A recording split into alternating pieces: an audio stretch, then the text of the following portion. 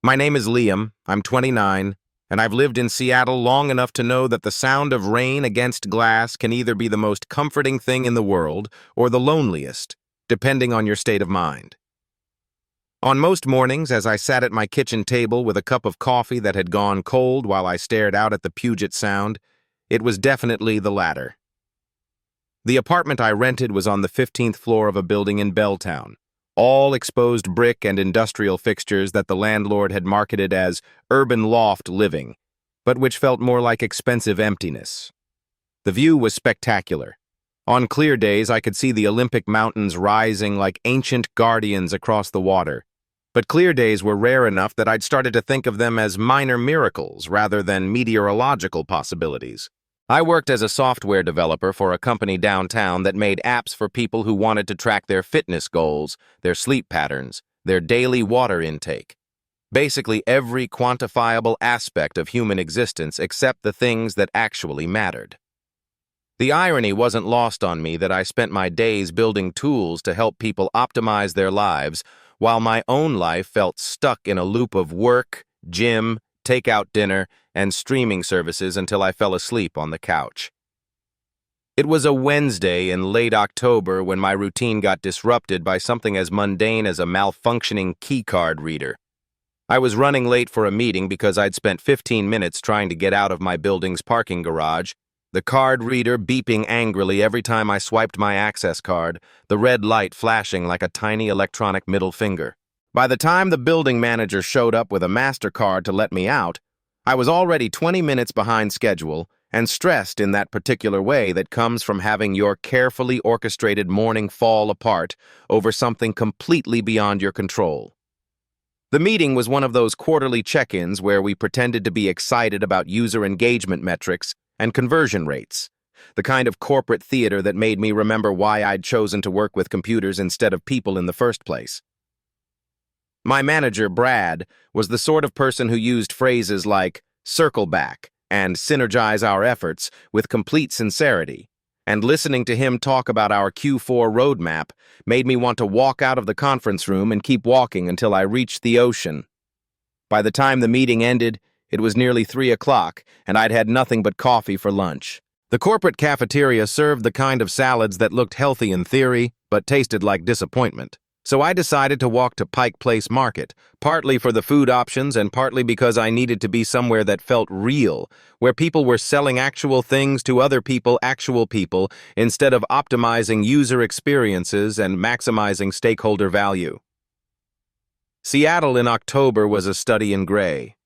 Gray sky, gray water, gray buildings that seemed to absorb what little light filtered through the clouds. The air smelled like coffee and salt water, and the particular dampness that settled into your bones and made you understand why so many people here wore fleece as a lifestyle choice. I'd grown up in Phoenix, where the sky was blue more often than not, and the air was so dry it made your skin feel like paper. And some days I still wasn't sure what had possessed me to move somewhere that treated sunlight like a limited resource. Pike Place was crowded with the usual mix of tourists and locals, people buying flowers and fish and overpriced artisanal soap while street musicians played to audiences that were more interested in their phones than the music. I was walking past the original Starbucks, dodging a group of teenagers who were taking selfies with the logo, when the sky opened up in that sudden way that Seattle weather specialized in. One moment it was just cloudy. The next, it was pouring like someone had turned on a faucet. The closest shelter was a small coffee shop I'd never noticed before, squeezed between a bookstore and a place that sold vintage vinyl records. The sign above the door read "Groundswell" in hand-painted letters that looked like they'd been there long enough to weather several Seattle winters. I ducked inside just as the rain started coming down in sheets, grateful for the warmth and the smell of roasted coffee beans that hit me like a caffeine-scented embrace. The interior was exactly what you'd expect from an independent coffee shop in Seattle. Mismatched furniture, local art on the walls, the kind of deliberate coziness that made you want to stay longer than you'd planned. There were maybe a dozen tables, half of them occupied by people with laptops who looked like they'd been there long enough to qualify for residency, and a counter where a barista with purple hair and multiple piercings was operating an espresso machine that looked like it could power a small spacecraft. I was standing near the door, shaking rainwater off my jacket and trying to decide if I wanted to brave the line for coffee or just wait out the storm, when I noticed the man at the counter having what appeared to be a minor crisis involving a sketchbook and a growing puddle of water. He was tall, maybe 6'1", with sandy brown hair that was still damp from the rain and clothes that suggested someone who spent time outdoors. Worn khakis, a flannel shirt over a t-shirt, boots that had seen actual use. He was trying to juggle the sketchbook, a messenger bag, and what looked like a cup of coffee while simultaneously attempting to mop up the water with a napkin that was clearly not up to the task. I pulled a small packet of tissues from my jacket pocket, a habit I'd developed after too many allergy seasons, and approached the counter. "Here," I said, offering him the tissues. "These might work better than that napkin." He looked up and I got my first clear view of his face. He was older than me, maybe early 30s, with green eyes that had laugh lines around them and the kind of tan that came from spending time in actual sunlight rather than under office fluorescence. When he smiled, it transformed his entire face, like someone had turned on a light from inside. "Thanks," he said, accepting the tissues gratefully. "I'm usually better at keeping my stuff dry, but this storm came out of nowhere." "It's Seattle," I said. "The weather here doesn't believe in warnings." He laughed, a warm sound that made something flutter in my chest. "I'm Finn," he said, extending a hand that was slightly damp but warm. "Liam." His handshake was firm, confident, the grip of someone who worked with his hands. "Can I buy you a coffee?" Finn asked. "As a thank you for saving my sketchbook from total destruction?" I glanced toward the window where the rain was still coming down hard enough to make the street look like it was underwater. "Sure," I said. "Looks like I'm not going anywhere for a while anyway." We ordered coffee for me, something complicated involving oat milk and cinnamon for him, and found a table near the back of the shop, away from the worst of the crowd. Finn set his rescued sketchbook on the table between us, and I could see that the pages were filled with detailed drawings of fish and marine life, rendered with the kind of precision that spoke of scientific training rather than casual artistic interest. "Marine biology," he explained when he caught me looking. "I spend most of my time on research boats, studying salmon populations in the Sound. The sketching helps me remember details that photos don't always capture." "That's incredible," I said, meaning it. "I can barely draw stick figures." "What do you do?" Finn asked, settling back in his chair with his coffee cradled between his hands. "Software development, much less exciting than marine biology. I spend my days making apps that help people track things they probably don't need to track." "Like what?" "Today I was working on a feature that reminds people to drink water, because apparently we've reached a point as a species where we need our phones to tell us we're thirsty."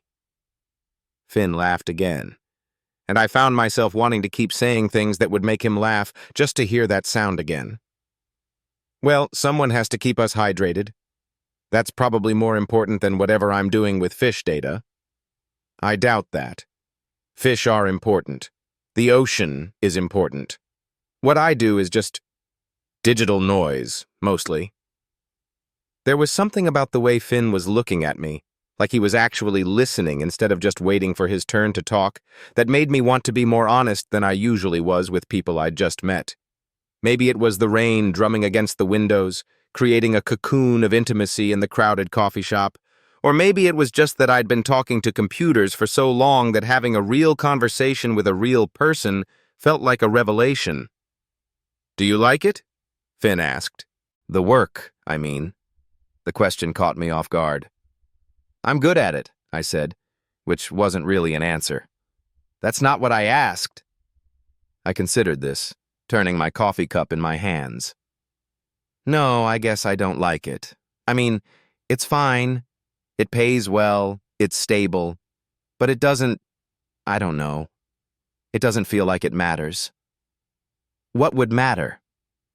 Another question that made me think harder than I was used to thinking during casual conversation. "I don't know," I admitted. Something that made a difference, maybe? Something that helped people in a way that actually mattered, not just optimizing their screen time or whatever. Maybe you should quit and become a marine biologist, Finn said with a grin. We could use more people who care about whether what they're doing matters. Is that what you did? Care about whether it mattered? Finn's expression grew more serious. Eventually. I used to work in tech too, actually, database management for a biotech company. Spent 3 years staring at spreadsheets full of numbers that represented living things I never got to see. One day I realized I was learning more about salmon from Wikipedia than from my actual job, and I decided that was probably a sign. So you just changed careers? Went back to school, got my master's in marine biology, took a massive pay cut, and started spending my days on boats that smell like fish and diesel fuel. Best decision I ever made. There was something wistful in his voice, but also a certainty that I envied. That's brave, I said. Or stupid, depending on your perspective. My parents are still waiting for me to come to my senses and go back to making real money. We talked for over an hour, the conversation flowing with an ease that surprised me. I learned that Finn had grown up in Portland, that he'd moved to Seattle 5 years ago for a research position at the University of Washington, that he lived in a houseboat on Lake Union because he liked being on the water even when he wasn't working. I told him about Phoenix, about the culture shock of moving to a place where the sun was more rumor than reality, about my apartment with its spectacular view that I barely noticed anymore because I was usually too busy staring at code. By the time the rain finally stopped, the coffee shop had mostly emptied out, and I realized I'd been sitting there long enough that my legs had gone slightly stiff. Finn glanced at his watch and made a face. I should probably head home, he said. Early morning on the boat tomorrow, assuming the weather cooperates.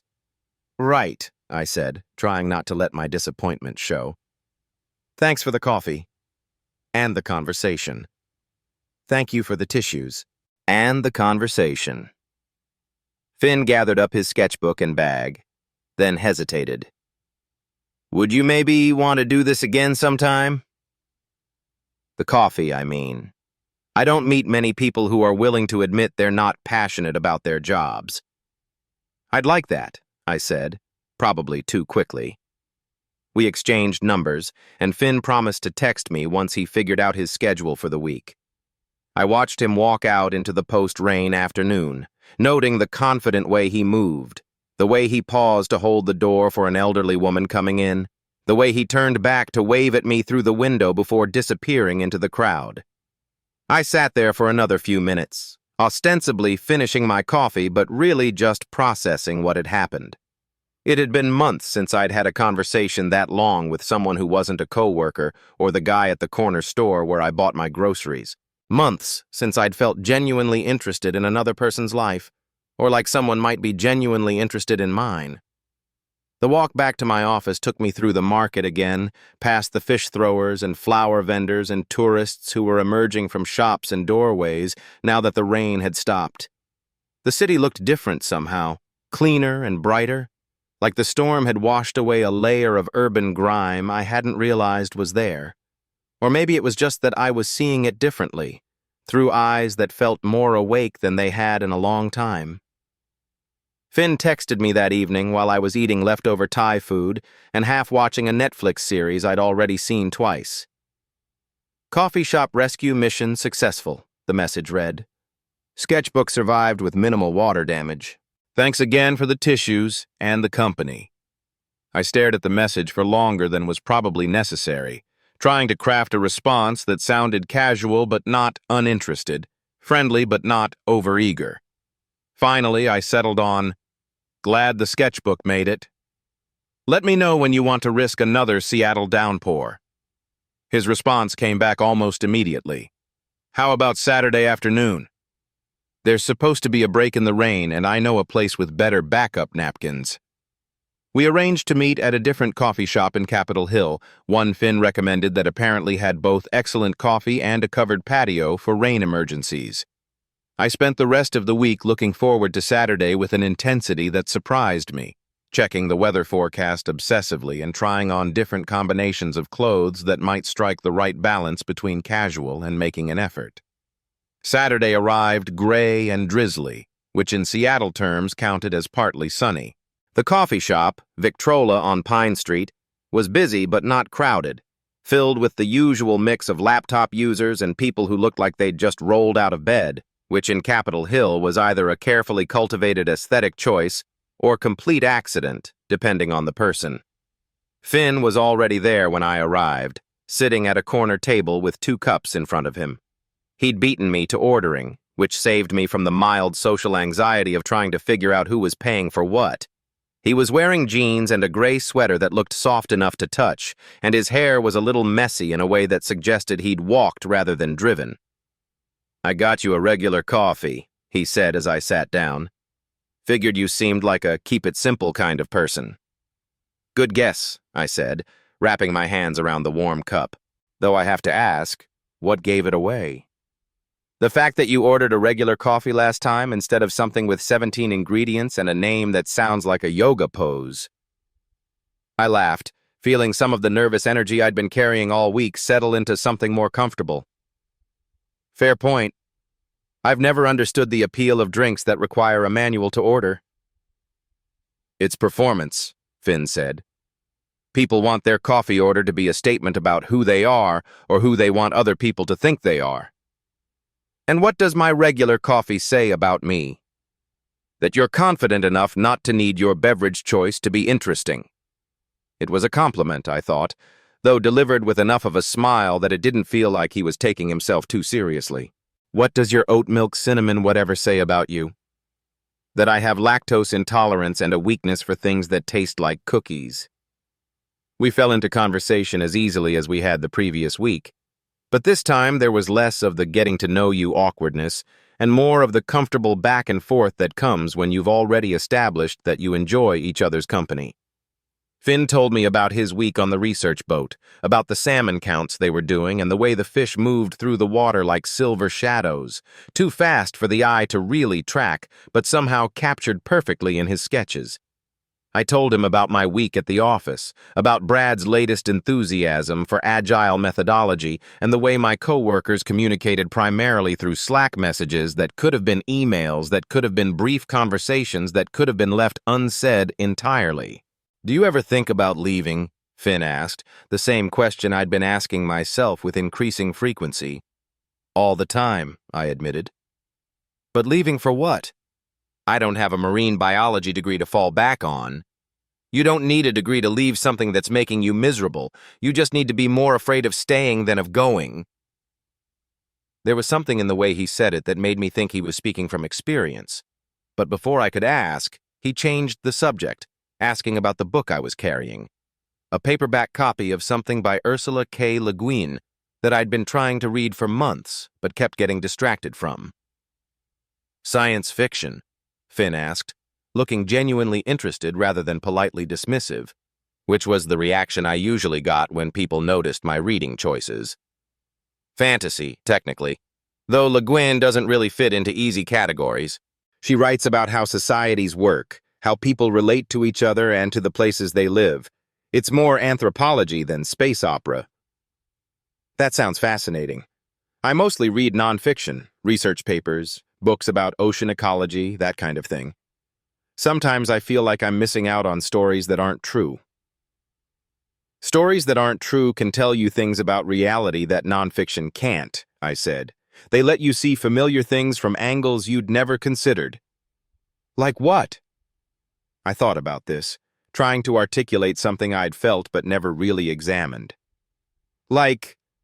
Okay, Le Guin has this book where she imagines a society where people don't have fixed gender. Everyone is basically androgynous most of the time, and only becomes male or female during certain biological cycles. It's not really about gender, though. It's about how much of what we think of as human nature is actually just cultural conditioning. That does sound like anthropology disguised as story. Exactly. She's using the distance of fiction to examine things that are too close for us to see clearly in real life. Finn leaned forward slightly, his elbows on the table, giving me his full attention in a way that made my pulse quicken. Do you write? Fiction, I mean. The question hit something vulnerable in me, a place I didn't usually let people see. I used to, I said carefully. In college, and for a while after. But it's hard to keep writing stories when your day job is all about optimizing user engagement and maximizing retention rates. After a while, you start thinking about everything in terms of metrics. What kind of stories did you write? Quiet ones, mostly, about people who felt disconnected from the world around them, who were trying to figure out how to belong somewhere. I paused, realizing how revealing that probably sounded. Not very exciting, in other words.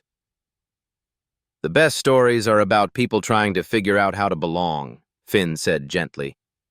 That's the most universal human experience there is. Something about the way he said it, without judgment or the polite interest that most people showed when I mentioned writing, made me want to tell him more. But before I could figure out how to continue the conversation without revealing too much about my own sense of disconnection, he glanced at his watch. Would you want to take a walk? He asked. The rains stopped, and I know a place with a good view of the water. We left the coffee shop and walked through Capitol Hill, past the vintage stores and record shops and restaurants that were just starting to serve the early dinner crowd. Finn seemed to know the neighborhood well, pointing out places he'd been and telling small stories about the area, the bookstore where he'd once spent an entire afternoon reading about whale migration, the bar where he'd celebrated getting his current job, the corner where he'd witnessed a proposal that had gone spectacularly wrong when the woman said no loud enough for half the block to hear. Have you lived in this neighborhood? I asked as we walked down Pine Street toward the water. For about 2 years, after I first moved here. I had a studio apartment above that Ethiopian restaurant, he said, pointing to a building with colorful murals painted on the exterior walls. Best food in the city, but the smell of Burberry spice gets into everything. I had to wash my clothes twice to get the scent out. What made you move to the houseboat? I missed being on the water. When I was growing up in Portland, my family had a cabin on the coast, and I spent every summer there. There's something about the sound of water that makes everything else feel less urgent. We reached a small park overlooking Elliott Bay, where a few benches faced west toward the Olympics. The mountains were mostly hidden behind clouds, but you could see their outline like a promise of something larger than the city and its daily concerns. Finn led me to a bench near the edge of the park, where we could see the ferries crossing the Sound and the container ships moving slowly toward the port. This is nice, I said, settling onto the bench beside him. We were sitting closer than we had at the coffee shop, close enough that I could smell his cologne, something clean and woody that reminded me of hiking trails rather than department stores. I come here sometimes when work gets frustrating, Finn said. It helps to remember that there's a whole world out there that doesn't care about research grants or publication deadlines or whether the salmon counts match the projections. What's frustrating about marine biology? I would have thought studying fish would be pretty peaceful. Finn laughed, but there was an edge to it. You'd be surprised. There's just as much politics and bureaucracy as any other job.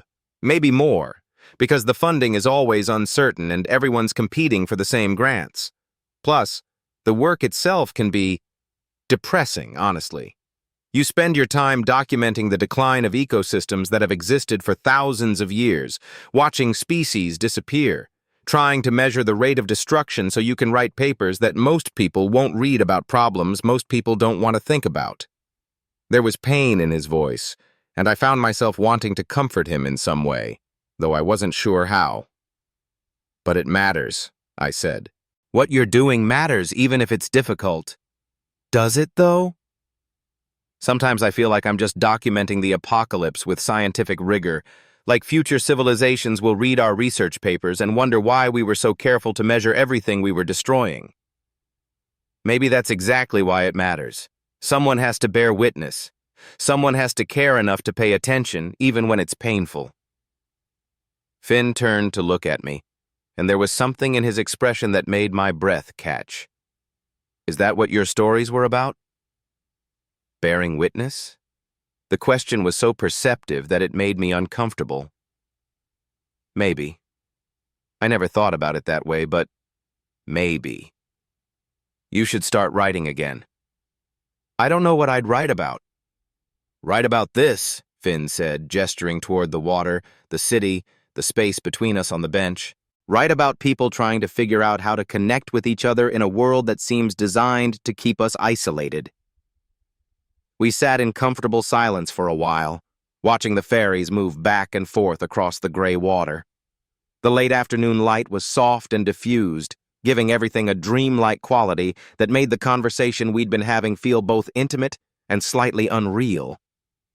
I found myself very aware of Finn's presence beside me, the way he breathed, the slight warmth radiating from his body, the way his hands rested on his knees. "Can I ask you something?" I said finally. "Sure." "Earlier, when you were talking about leaving your tech job, you said you needed to be more afraid of staying than of going.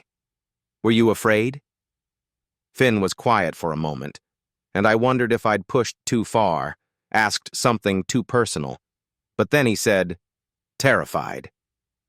I had a good salary, health insurance, a retirement plan, all the things you're supposed to want. And I was giving it up to go back to school and study fish, which even I had to admit sounded a little crazy when I said it out loud. What made you do it anyway? I realized that I was more afraid of waking up at 50 and realizing I'd spent 25 years doing something that felt meaningless than I was, of being broke and uncertain for a few years while I figured out what I actually wanted to do with my life. And has it been worth it? Most days, yeah. Even on the frustrating days, even when I'm writing grant applications or dealing with bureaucracy, at least I'm fighting for something I care about instead of optimizing conversion rates for products I don't believe in. The way he said conversion rates made me wince slightly. That's basically my entire job description. I wasn't trying to make you feel bad about it, Finn said quickly. I just meant, no, you're right. It is meaningless. I've known that for a while, I just haven't figured out what to do about it. You don't have to figure it all out at once. Just take the next step. What if I don't know what the next step is? Finn shifted on the bench, turning to face me more directly. What if you wrote one story? Just one. Not because you're planning to become a professional writer or because you've figured out your whole career path, but because you have something you want to say and stories are how you say it. The suggestion both thrilled and terrified me. I don't know if I remember how. It's like riding a bike. The muscles might be out of practice, but they remember the motion. We talked until the sun started setting behind the Olympics, painting the sky in shades of pink and gold that looked too beautiful to be real. By the time we walked back toward Capitol Hill, the streetlights were coming on and the restaurants were filling up with the dinner crowd. Finn walked me to the bus stop where I could catch a ride back to Belltown, and we stood there for a moment in that awkward space where one person needs to leave but neither person particularly wants the evening to end. "This was really nice," I said. "Thank you for showing me the park." "Thank you for listening to me complain about fish politics," Finn replied with a smile. "Would you want to do something next weekend? Maybe something that doesn't involve sitting in coffee shops talking about how much we dislike our jobs." "What did you have in mind?" "There's an aquarium exhibit I've been meaning to check out. It's a traveling show about deep-sea creatures, things that live so far underwater that they've never seen sunlight. I thought you might find it interesting. All those weird, beautiful creatures that have evolved to thrive in conditions that would kill everything else." "That sounds fascinating," I said, and I meant it. Though I have to warn you, my knowledge of marine biology is limited to what I remember from 7th grade science class. That's okay? I like explaining things to people who are genuinely curious. It's better than presenting research findings to colleagues who are only listening to figure out how to disagree with you. We made plans for the following Saturday, and I gave him my address so he could pick me up. As my bus approached, I felt that familiar reluctance to leave, the sense that something important was happening, and I didn't want to break the spell by returning to ordinary life. "Liam," Finn said as I was about to board the bus. Yeah? Start writing that story, even if it's terrible, even if you delete it after 5 minutes. Just start. I nodded, not trusting myself to speak around the sudden tightness in my throat. The bus ride back to Belltown gave me time to think about the afternoon, to replay our conversations and the comfortable silences, to examine the way I'd felt sitting beside him on that bench overlooking the water. There was something happening between us, something more than friendship, but still undefined, still fragile enough that acknowledging it directly might make it disappear. That night, I opened my laptop and stared at a blank document for 20 minutes before typing a single sentence. The rain in Seattle falls like a promise that never quite gets kept. I deleted it immediately, then typed it again, then deleted it again. But I didn't close the document. For the first time in months, I left it open, a blank page waiting for whatever came next. The week passed slowly, each day dragging with the particular weight that comes when you're looking forward to something specific. I found myself thinking about Finn at odd moments, during meetings while I was coding, as I rode the elevator up to my apartment each evening. I wondered what he was doing on his research boat, whether he was sketching the fish he saw or just collecting data, whether he thought about our conversations the way I did. Friday evening, as I was getting ready for bed, my phone buzzed with a text from him. "Looking forward to tomorrow," it read. "Fair warning. I tend to get overly enthusiastic about sea creatures. Feel free to tell me to shut up if I start lecturing you about bioluminescence." "I'm looking forward to it too," I replied, "and I promise to ask questions if the marine biology gets too advanced for me." Saturday morning arrived crisp and clear, the kind of October day that reminded you why people moved to the Pacific Northwest despite the reputation for constant rain. I'd spent more time than I cared to admit choosing what to wear, finally settling on jeans and a button-down shirt that I hoped struck the right balance between casual and caring about my appearance. Finn arrived at exactly the time he'd said he would, driving a hybrid that looked like it had been chosen more for fuel efficiency than style. He was wearing dark jeans and a green sweater that brought out his eyes, and when he smiled at me through the passenger window, I felt that familiar flutter of excitement mixed with nervousness. "Ready for some deep-sea education?" he asked, as I got into the car. "Ready as I'll ever be. Though you should probably know that I'm one of those people who asks a lot of questions. It's how I learn things." "Perfect. I'm one of those people who likes answering questions about things I'm passionate about. We should get along fine." The Seattle Aquarium was busier than I'd expected for a Saturday morning, filled with families and couples and groups of teenagers who seemed more interested in taking selfies with the fish than actually looking at them. But the temporary exhibit on deep-sea creatures was housed in a separate wing that was quieter, dimmer, designed to simulate the perpetual twilight of the ocean depths. The first display case held creatures that looked like they'd been designed by someone with a very strange imagination. Fish with transparent heads, jellyfish that glowed like living lanterns, octopuses with arms that seemed to move independently of any central plan. Finn stood beside me as we moved from case to case, providing commentary that was both scientifically accurate and genuinely enthusiastic. "Look at this guy," he said, pointing to a fish that was all mouth and teeth, with a lure extending from its forehead like a biological fishing rod. "It's an anglerfish, lives about a mile underwater, where there's no sunlight at all. That light on its head? That's bioluminescence, bacteria that have evolved to glow, creating light where none should exist." "How does that work?"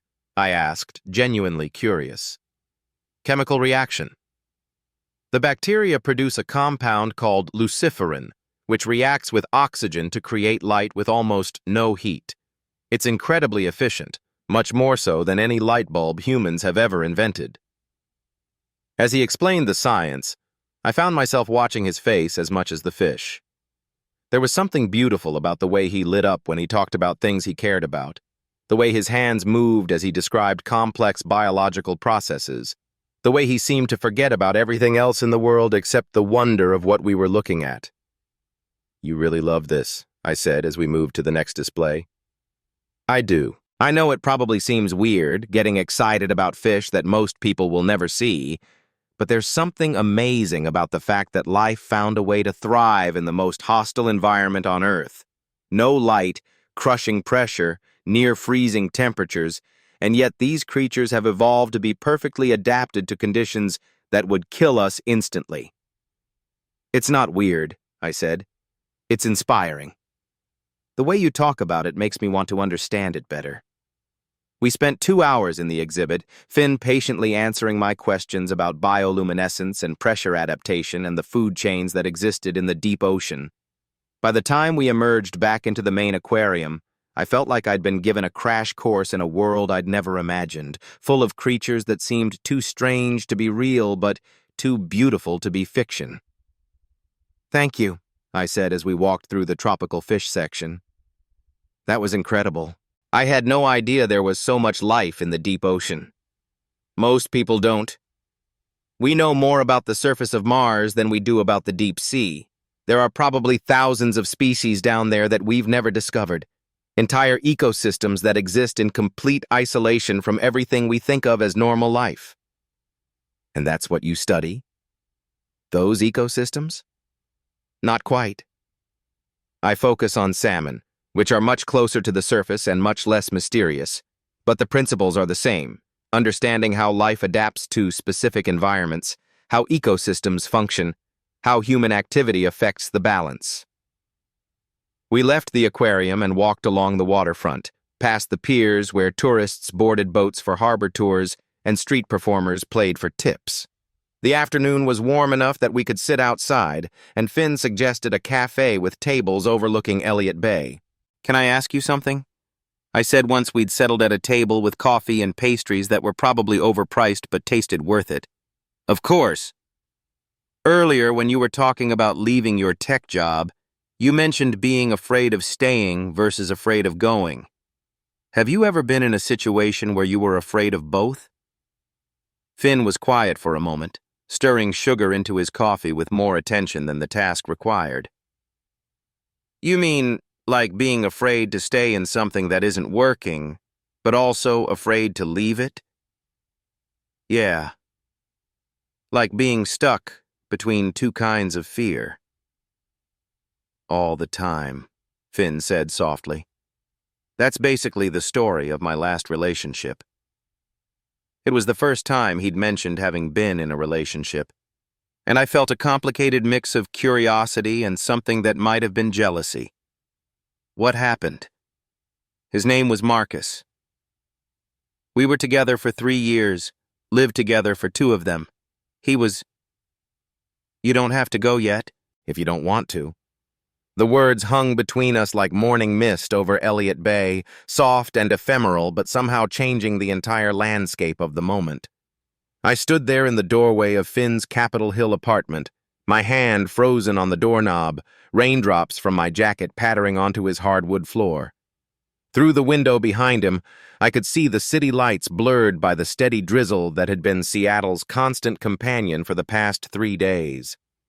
We'd spent the evening looking through his marine biology field journals, page after page of careful sketches and observations, jellyfish rendered in watercolor, notes about tidal patterns written in his precise handwriting. It was supposed to be casual, just 2 friends sharing stories about work. But somewhere between his explanation of bioluminescent plankton and my confession that I sometimes coded late into the night just to avoid the silence of my apartment, the air had shifted.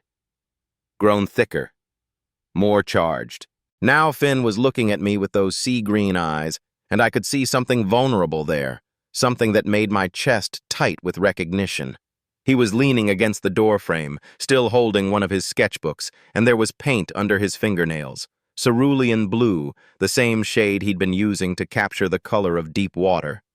I mean, he added quickly, running his free hand through his dark hair, the rain's getting worse. And you hate driving in weather like this. He wasn't wrong. Seattle rain could be deceptively treacherous, turning familiar streets into rivers, making the hills that much more dangerous for someone still getting used to the city's geography. But we both knew that wasn't really what this was about. This was about the way conversation had flowed between us all evening, natural as breathing. This was about the moment when he'd shown me a sketch of a sea anemone and our hands had brushed as I'd turned the page, the contact electric and lingering just a beat too long. I should probably, I started, but the words felt hollow, perfunctory. What I should do was go home to my apartment with its view of the Sound, make myself a late dinner, maybe work on the personal coding project I'd been neglecting. What I should do was maintain the careful boundaries we'd been navigating for months, ever since that first afternoon in the coffee shop, when he'd smiled at me over his drying sketchbook and changed everything. Should probably what?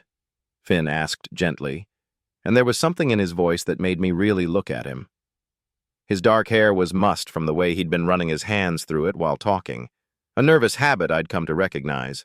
There was a small scar above his left eyebrow from a childhood accident involving a tide pool and an overambitious attempt to catch a crab. His sweater was soft-looking, navy blue wool that brought out his eyes, and there was something about the way he was standing, uncertain but hopeful, that made my heart do complicated things in my chest. I don't know, I admitted, letting my hand fall from the doorknob. I was going to say I should go home, but honestly I don't really want to. Finn's smile was like sunrise breaking through clouds. Then don't. It was such a simple statement, but it felt revolutionary. When was the last time I'd done something just because I wanted to, without weighing all the possible consequences and complications? When had I stopped trusting my instincts in favor of overthinking every decision until the moment passed and the choice was made for me?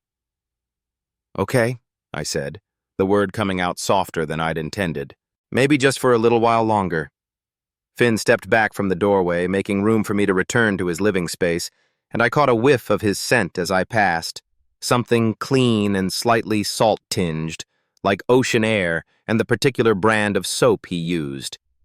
His apartment was small but carefully arranged, with bookshelves full of marine biology texts and field guides, a desk covered with sketches and specimens in various stages of documentation, and a couch positioned to take advantage of the view of the city below. "Can I get you something?" he asked, closing the door softly behind us. "Tea? I think I have some of that blend you liked from the market." The blend in question was a mixture of bergamot and lavender that we'd discovered during one of our weekend wanderings through Pike Place. Finn had insisted on buying some after I'd mentioned it smelled like the garden my grandmother used to tend in Portland, back when I was young enough to believe that all problems could be solved with patience and the right amount of sunlight. "That sounds perfect," I said, settling back onto his couch, which was covered with a throw blanket that looked hand-knitted, probably by someone who cared about him enough to spend hours creating something just for his comfort. While Finn moved around his small kitchen, I let myself really absorb the details of his space.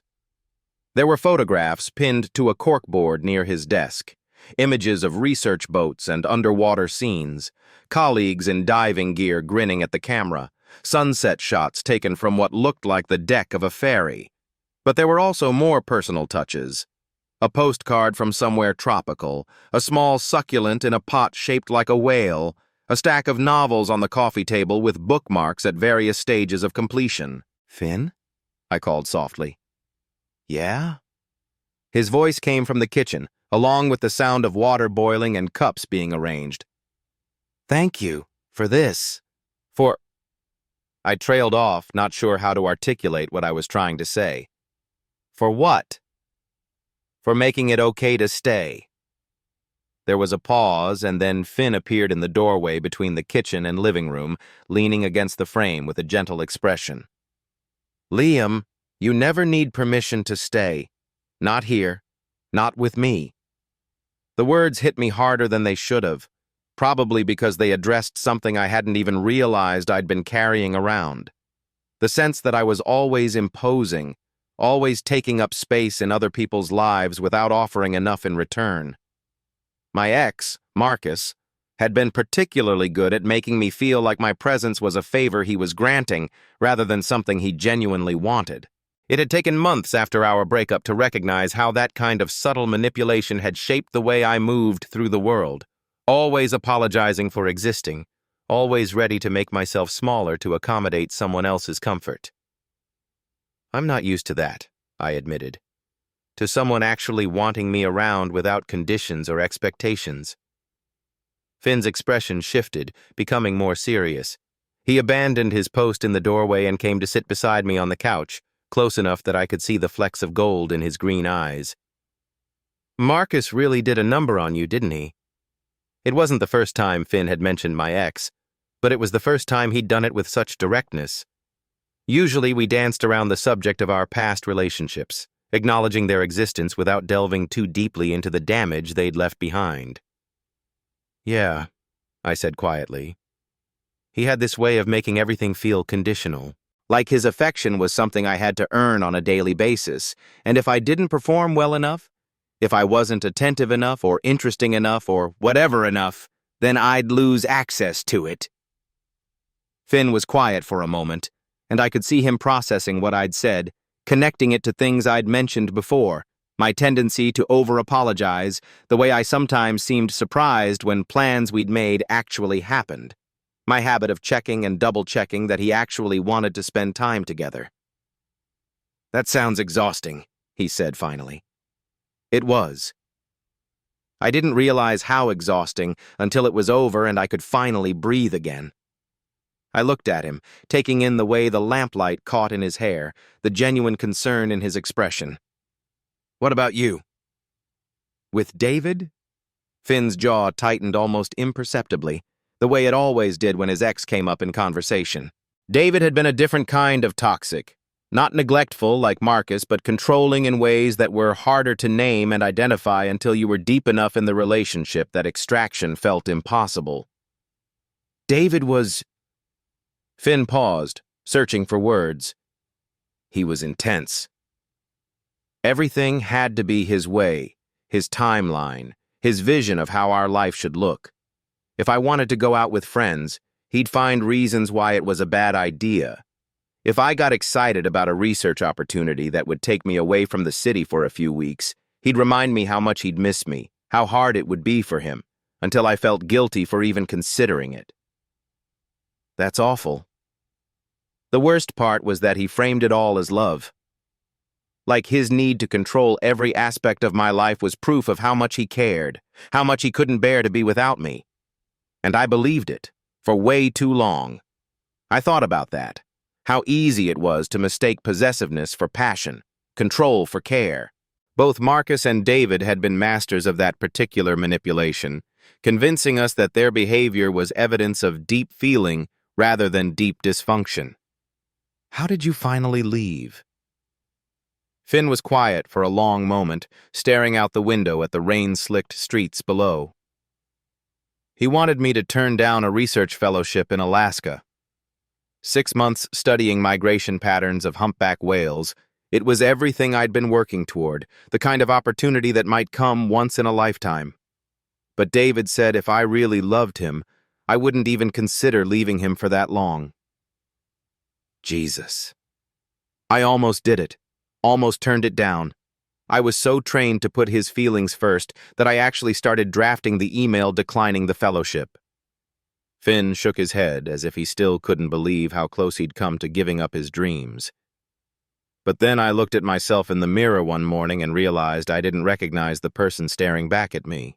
When had I become someone who would sacrifice something so important to avoid conflict? When had I stopped fighting for the things that mattered to me?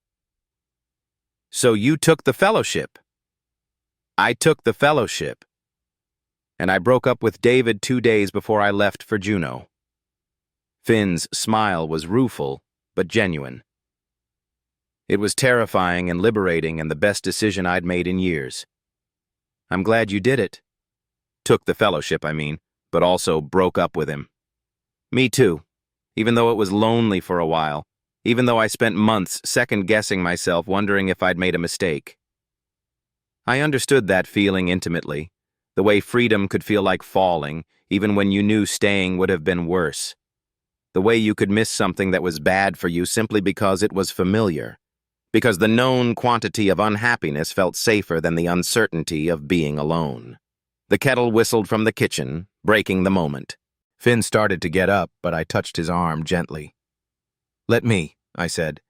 "You've been taking care of me all evening. Let me do something for you." Finn's surprise was visible, as if the idea of someone else taking care of him was still novel. "Okay. The tea is in the cabinet above the sink, and there are mugs on the counter." Moving around Finn's kitchen felt surprisingly natural, like I belonged there. The space was small but efficient, with everything in its place. I found the tea blend we'd bought together, measured it into a small pot that looked hand-thrown, probably from one of the local pottery studios that dotted the hill. While the tea steeped, I took a moment to look out his kitchen window at the view of the city below, lights twinkling through the rain like earthbound stars. When I returned to the living room with 2 steaming mugs, Finn had shifted position on the couch, tucking his legs under him in a way that made him look younger, more vulnerable. He accepted his mug with a grateful smile, wrapping his hands around it as if the warmth was something precious. "Perfect," he said after taking a sip. "You remembered exactly how I like it." I had remembered, just enough honey to cut the bergamot's edge, no milk. It was a small thing, but it felt significant somehow. This evidence that I'd been paying attention to his preferences, filing away the details that mattered to him. "I pay attention," I said, settling beside him on the couch, close enough that our knees were almost touching. "I've noticed that about you," Finn said softly. "The way you listen. Really listen. Not just waiting for your turn to talk, but actually hearing what people are saying." It was such a simple observation, but it hit me in a way I hadn't expected. When was the last time someone had noticed something positive about me? Something that wasn't related to my work or my usefulness, but just to who I was as a person. Marcus used to say I was too quiet, I found myself admitting. That I needed to be more engaging, more entertaining. Like my natural personality was somehow insufficient. Finn's expression darkened. "That's bullshit. You're one of the most engaging people I know. The way you get excited about coding problems, the way you notice things other people miss, the way you ask questions that make me think about my work in new ways. There's nothing insufficient about any of that." His words wrapped around me like warmth, like the throw blanket draped across the back of his couch. I felt something tight in my chest beginning to loosen. Some knot of self-doubt that had been there so long I'd stopped noticing its weight. "Thank you," I said quietly. I needed to hear that. It's just the truth. We sipped our tea in comfortable silence for a while, listening to the rain against the windows and the distant sound of traffic on the wet streets below. There was something deeply peaceful about being here with him like this. No agenda, no pressure to be anything other than ourselves. It was the kind of quiet companionship I'd been craving without knowing how to name it. "Liam?" Finn said eventually, his voice soft in the lamplight. "Yeah. I'm really glad you stayed." "Me too." He set his mug down on the coffee table and turned to face me more fully. "Can I tell you something?" "Of course. I've been thinking about this evening all week, about having you here, showing you my work, just talking with you without any distractions. I kept imagining what it would be like, and now that it's actually happening, it's even better than I thought it would be." My heart did something complicated in my chest, a flutter of joy mixed with terror. "Finn, I know this is complicated," he said quickly. "I know we're both still figuring out what this is, what we want it to be. But I need you to know that spending time with you has become the best part of my week. Maybe the best part of every week." The confession hung between us like a bridge, something that could either connect us or become something we'd have to navigate around. I looked at him, really looked, taking in the hope and vulnerability in his expression, the way he was holding himself very still as if he was afraid any movement might shatter the moment. "Finn," I said again, and this time his name came out like a prayer. "You've become that for me too. The best part. The thing I look forward to most. Relief flooded his features, and he let out a breath I hadn't realized he was holding. Really? Really? I was terrified you were just being polite when you invited me places that I was reading too much into. You weren't, Finn interrupted gently. You weren't reading too much into anything. If anything, I've been trying not to be too obvious about how much I... He stopped, as if the words were too big, too significant to say out loud. How much you what? I asked, my voice barely above a whisper. How much I care about you. How much I've started to... He trailed off again, but I could see the words in his eyes, could feel them in the electric space between us. Without quite meaning to, I found myself leaning closer to him, drawn by some invisible current. Finn. Yeah. I think I'm falling for you. I think I have been for weeks. The words left me in a rush, too honest and vulnerable to take back. But instead of the fear I expected to feel, there was only relief. The deep satisfaction of finally naming something that had been growing in the spaces between us, in the coffee shop conversations and ferry rides and quiet moments like this one. Finn's eyes widened, and for a moment, I wondered if I'd said too much, moved too fast, crossed a line we weren't ready to cross. But then his hand was reaching for mine, fingers intertwining with a naturalness that felt like coming home. I'm falling for you too, he said, his voice thick with emotion. God, Liam, I'm so far gone I don't even know how to measure it. The admission broke something open in my chest, some last wall I'd been maintaining between friendship and something deeper. I could feel tears threatening, not from sadness but from the overwhelming relief of being seen, being wanted, being met exactly where I was. Can I started, then stopped, suddenly unsure. Can you what? Can I touch you? I mean, can I gestured helplessly, not sure how to ask for what I wanted without presuming too much. Instead of answering with words, Finn scooted closer to me on the couch, close enough that I could see the individual lashes framing his eyes, could count the freckles scattered across his nose. His free hand came up to cup my face, thumb brushing across my cheekbone with infinite gentleness. Is this what you wanted? He asked, softly. Part of it, I managed, leaning into his touch. What's the rest? Instead of answering, I let my own hand come up to mirror his gesture, palm warm against his jaw. His skin was slightly rough with day-old stubble, and he smelled like tea and rain, and something that was uniquely him. We stayed like that for a moment, just looking at each other, both of us seeming to understand that we were standing at the edge of something significant. Liam, Finn whispered, and there was a question in the way he said my name. Yeah? Can I kiss you? The words sent electricity through every nerve ending. I'd been imagining this moment for weeks, wondering what it would feel like, whether the reality could possibly live up to the anticipation that had been building every time we sat close together, every time our conversation veered toward something more intimate than friendship. Please, I breathed, and it came out like a confession. Finn leaned forward slowly, giving me time to change my mind, to pull away, to decide this was happening too fast. But I didn't want to pull away. I wanted to lean into this, into him, into whatever we were becoming. When his lips met mine, it was soft, tentative, a question being asked and answered. He tasted like bergamot and honey and something that was uniquely him, and I felt my eyes flutter closed as every sense seemed to sharpen at once. The kiss deepened gradually, naturally, my hand sliding into his hair while his arm wrapped around my waist, pulling me closer. I could feel his heart racing against my chest, could hear the small sound he made when I traced my tongue along his lower lip, could smell his shampoo and the lingering scent of salt air that seemed to follow him everywhere.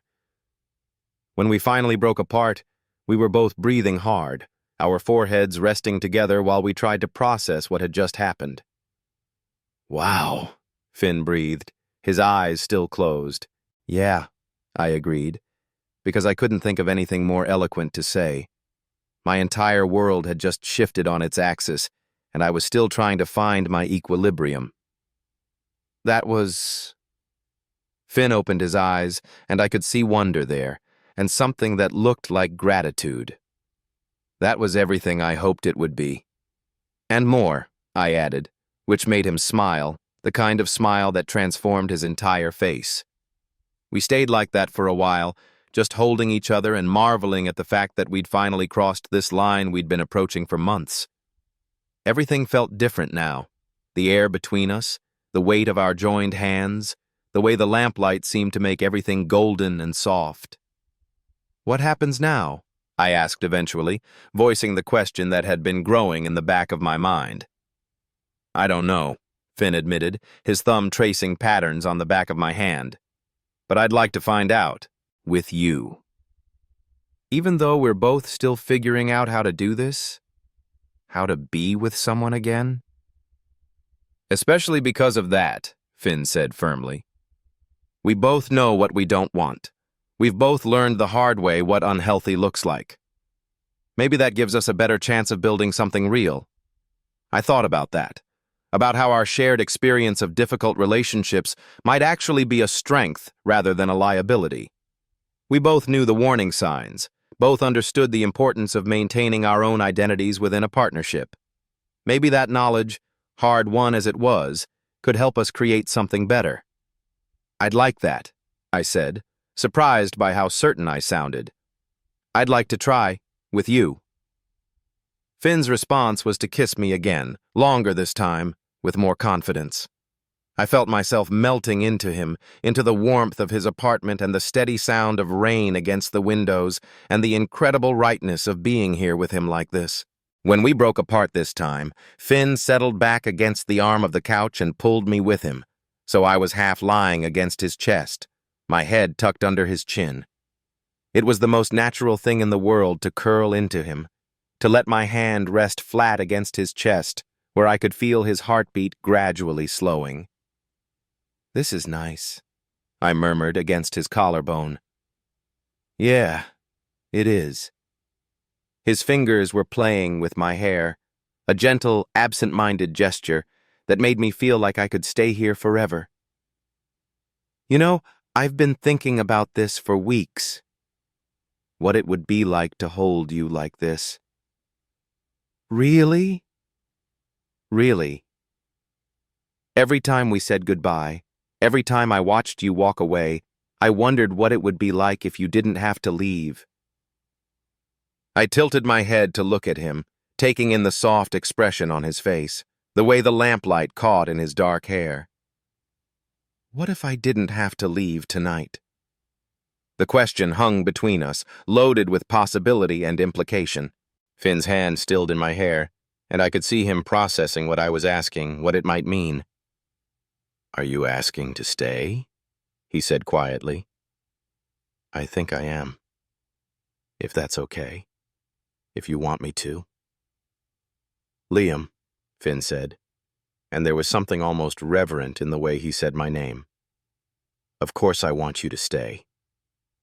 I want that more than I know how to say." "Then I'll stay." It was such a simple decision, but it felt momentous. The choice to spend the night here, to wake up together, to see what the morning brought. We weren't talking about sex, necessarily, though the possibility hummed between us like an electric current. We were talking about intimacy in its purest form, the willingness to be vulnerable, to let someone see us in sleep, to trust enough to let our guards down completely. "The couch pulls out," Finn offered. "It's actually pretty comfortable." "Or," I said, my heart hammering against my ribs, "I could stay with you." "In your bed, I mean. Just to sleep, just to be close." Finn's breath caught, and I could see the same mixture of desire and nervousness in his expression that I was feeling. "Are you sure?" "I'm sure. If you are." "I'm sure," he said immediately. More sure than I've been about anything in a long time. We untangled ourselves slowly, reluctant to break the spell of closeness we'd woven on the couch. Finn led me down the short hallway to his bedroom, which was small and cozy, with a queen bed covered in soft-looking blankets and a window that offered another view of the city lights scattered below us like fallen stars. "I can find you something to sleep in," Finn offered, suddenly seeming nervous again. "A t-shirt or something." "That would be great," I said, though what I was really thinking was how domestic this felt. How natural, like we'd done this dance 100 times before instead of it being our first tentative steps into uncharted territory. Finn rummaged through his dresser and emerged with a soft cotton t-shirt and a pair of boxers. "These should fit okay. Bathroom's just across the hall if you want to get changed." The t-shirt smelled like him, clean and slightly salt-tinged, and it was long enough to be decent, but fitted enough to suggest the shape of his body underneath. When I returned to the bedroom, Finn was already under the covers, wearing a tank top and what looked like soft pajama pants. He'd left the bedside lamp on, casting everything in warm, golden light. "Hi," he said softly, as if we hadn't been talking just moments before. "Hi," I replied, suddenly feeling shy. This was different from the intimacy of the couch, more intentional, more significant. This was choosing to share a bed, choosing to wake up together, choosing to take this next step into whatever we were becoming. "Come here," Finn said gently, lifting the edge of the blankets in invitation. I slid under the covers beside him, immediately aware of the warmth of his body, the way the mattress dipped slightly under our combined weight. For a moment we just lay there, side by side, both of us seeming to adjust to the novelty of sharing this space. "Is this okay?" Finn asked, his voice quiet in the darkness. "More than okay," I said, and meant it completely. "This is perfect." Slowly, naturally, we gravitated toward each other. Finn's arm came around me, and I found myself curving into him, my head on his shoulder, one hand resting over his heart. I could feel his pulse, steady and strong, could smell his shampoo and the lingering scent of tea on his breath. "Liam," Finn said softly. "Yeah?" "Thank you. For staying, for taking this chance with me. Thank you for asking me to." Outside, the rain continued its gentle percussion against the windows, but inside Finn's bedroom, wrapped in his arms and listening to the sound of his breathing, I felt nothing but warmth and possibility. This was what I'd been searching for without knowing it. Not just romance, but partnership. Not just attraction, but genuine connection. Not just someone to fill the silence, but someone whose presence made the quiet feel rich instead of empty. I must have dozed off at some point, because the next thing I was aware of was Finn's hand gently stroking my hair and the sound of his voice, soft and close to my ear. "Hey," he whispered. "You okay?" I opened my eyes to find the room darker than before, the lamp having been turned off at some point while I slept. The only light came from the city below, filtering through the curtains and casting everything in a soft, silver glow. "I'm perfect," I said, and realized I meant it more than I'd meant anything in a long time. "What time is it?" "Late, or early, depending on how you look at it. The rain stopped about an hour ago." I could hear that he was right. The gentle percussion against the windows had ceased, leaving behind the kind of crystalline quiet that follows a Seattle storm. But I felt no urgency to check the time, no anxiety about what tomorrow would bring. I was exactly where I wanted to be, with exactly the right person, and for once in my life, that felt like enough. "I could stay like this forever," I murmured against Finn's shoulder. "Good," he said, his arm tightening around me, "because I'm not planning on letting you go anytime soon." As I drifted back toward sleep in Finn's arms, I found myself thinking about all the small choices that had led us here. The day I'd decided to duck into that coffee shop, the moment I'd offered him a napkin for his wet sketchbook, the evening I'd finally worked up the courage to say yes when he'd asked if I wanted to see his research journals. Each decision had seemed insignificant at the time, but together they'd created something beautiful, something worth holding on to. The future stretched ahead of us, uncertain as Seattle weather, full of questions we couldn't yet answer. But as I felt Finn's breathing slow beside me, as his fingers found mine in the darkness and held on, I found I wasn't afraid of the unknown anymore. After all, the best love stories were the ones that began not with certainty, but with two people brave enough to stay when they could have left, to choose each other when they could have chosen safety, to build something real in the space between what was and what might be.